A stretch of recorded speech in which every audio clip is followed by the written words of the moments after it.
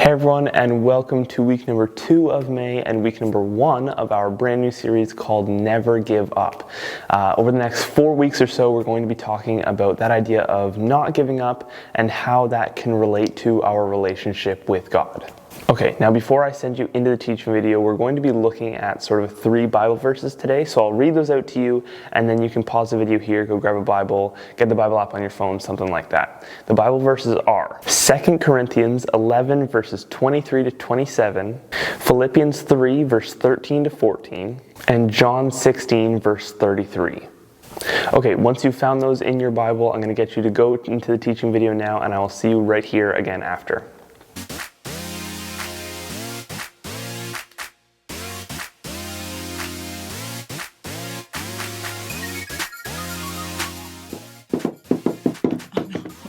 I try to juggle. I've never juggled before. Okay, that hit me in the chin. Hi, everybody. My name is Ashley, and I'm so excited that you're here. Now, I want to ask you a question. How would you define resilience? Now, before I tell you what I think, I'm actually going to text some of my middle school students to see what their responses would be first. Let's see what they say. Okay, their responses are coming in. Okay, this one's from Bella. She says being tough. Cool. This one's from Harper, to keep going. This one is from Chloe, to not give up when things get hard. And this one's from Zion. I don't know. Oh, Zion.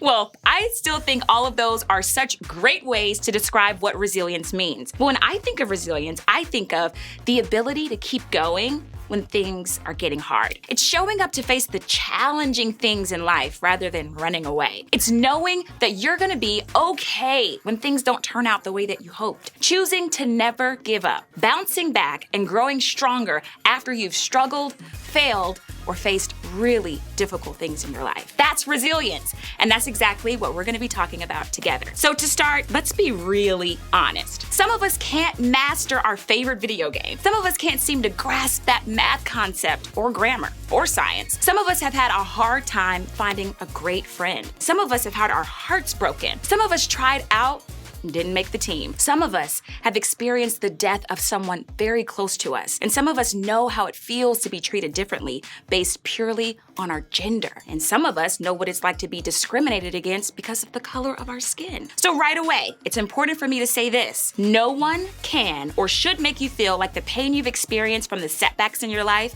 didn't hurt a lot. These things hurt. And the reason that they hurt is because you care. You should feel the sting of these things because we know that whatever you've gone through, those setbacks have been really difficult. In one way or another, all of us have dealt with some really painful, really challenging stuff. And this kind of stuff makes us want to stop showing up, stop trying, stop fighting to keep going. The kind of stuff that makes us want to give up. Okay, I know I've been there. So when I was in middle school, I tried out for this really elite dance team. And I'd never danced before, but I was so passionate about it. I was so excited. And I tried out for this dance team, and it was the hardest 6 weeks of my life. And there was this big performance that was gonna happen at the end. And in this dance routine, I had to do all of these like flips and tumbles and cartwheels. And I'm not athletic. I'm not flexible. I'm really actually kind of clumsy. And so I had the hardest time because I was trying to do this impossible flip. And I really wanted to give up. So maybe like me, you felt defeated, worn down, unsure if you could handle it, or really ready to quit trying. I wish that I could tell you stuff like this eventually always works out. That the older you get and the more you grow up, the less likely you'll be facing these hard things in life. But sadly, that's just not true. Trouble will always find us. Challenges will always be there for us. It's not because we've done anything to deserve it. It's simply because, well, this is life. Now that's the bad news. Life isn't the way it's supposed to be.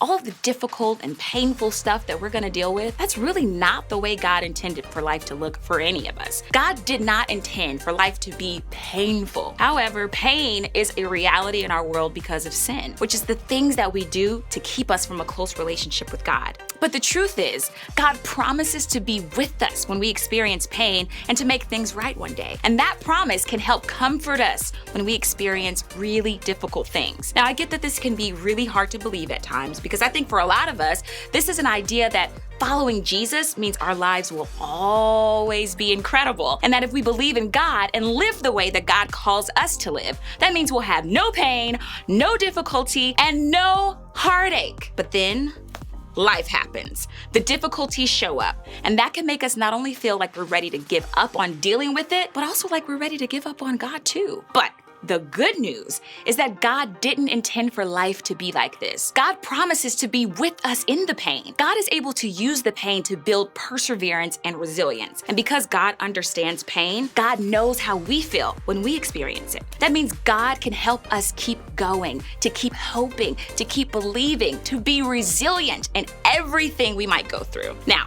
thousands of years ago, this guy named Paul had plenty of reasons to want to give up. See, Paul started out as a not so great kind of a guy. He treated people really terribly, especially people who believed in Jesus. Until one day, Paul met Jesus himself, and everything changed. Knowing Jesus changes everything, and it certainly did for Paul. So soon, Paul became the guy to not only follow Jesus, but to lead the spreading of Jesus' message around the world. He was a leader in the early days of Christianity, and he helped to start so many churches and change so many lives in really great ways. You'd think that life got really great for Paul from that point on, right? Wrong. In a letter written to one of the churches that Paul started, he talked about all of the trouble that he dealt with since deciding to follow Jesus. So take a look. I have been put in prison more often, been whipped times without number, and faced death again and again.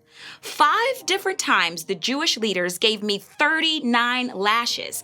3 times I was beaten with rods. Once I was stoned. 3 times I was shipwrecked.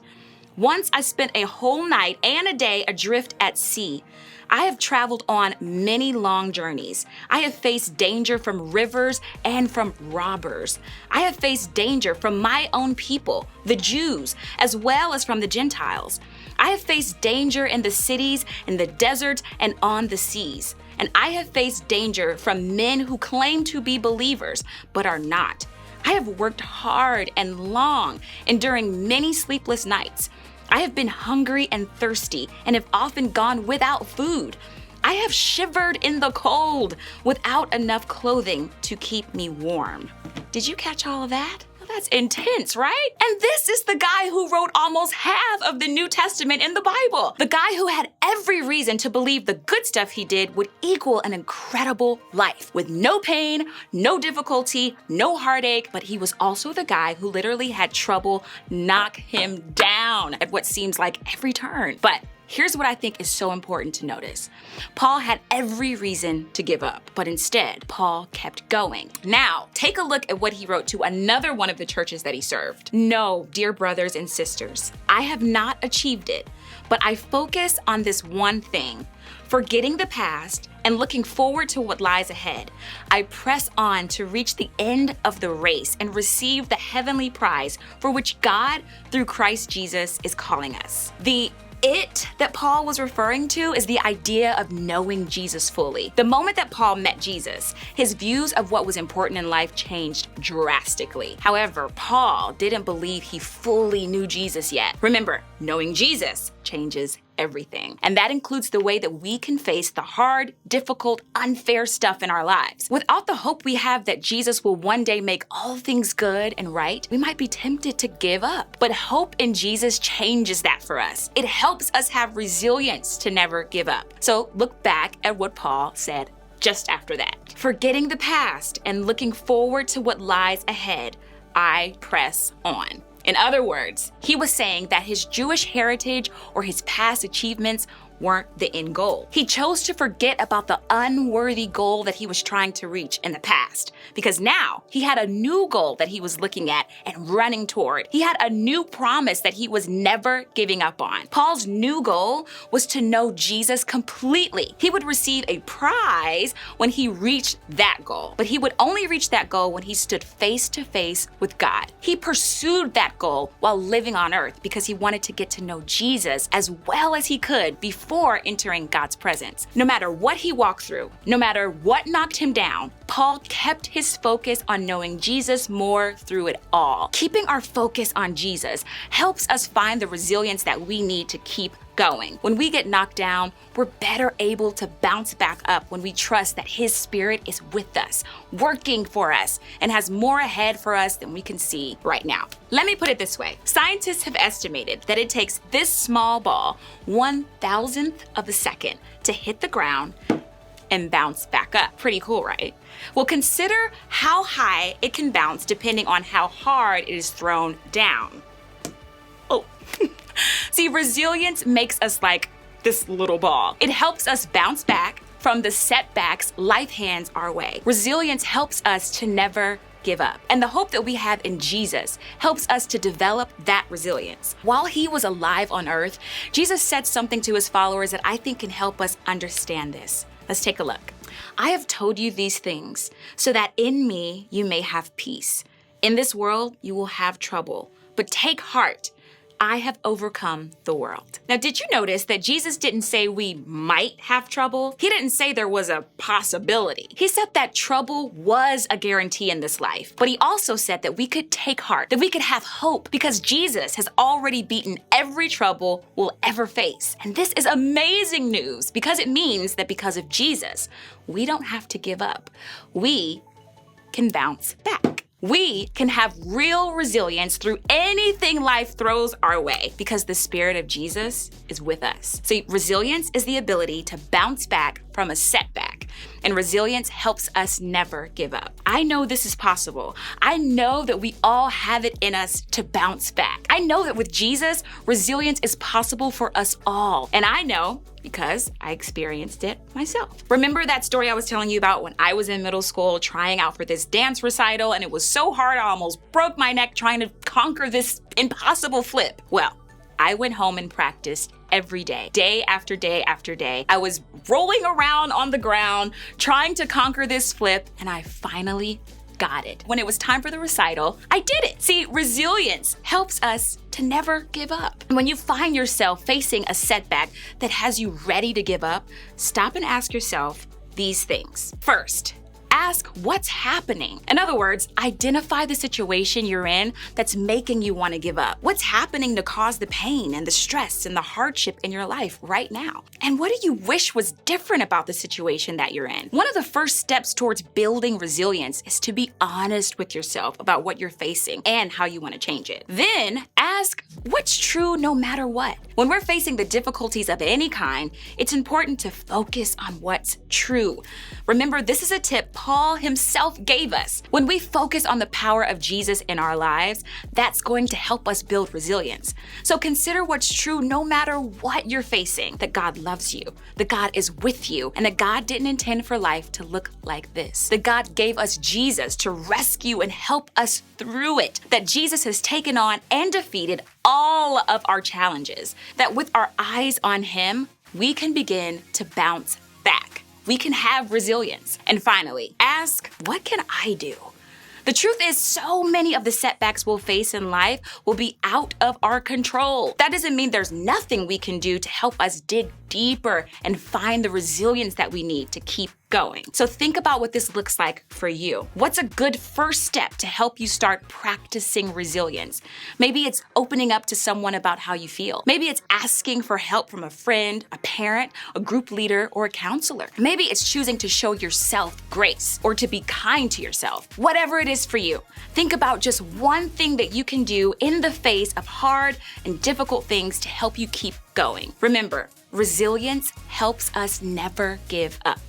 Now, if you're facing something that you know you need help with, something bigger or harder than you know how to handle on your own, I want to encourage you to talk to your parent, your group leader, or an adult that you trust today. Believe it or not, they probably have stories of what they've walked through to help build resilience themselves, and it might really help to talk with them about it. The adults in your life and at your church show up because they want to help you bounce back. So consider sharing with them about what you're facing today. I bet that most of us are going through something to require some resilience building. And one of the things that I found most helpful is talking about it with other people who are on the journey too. So be brave and talk about it with the people that you trust. You just might find out that you aren't the only one walking through what you're walking through.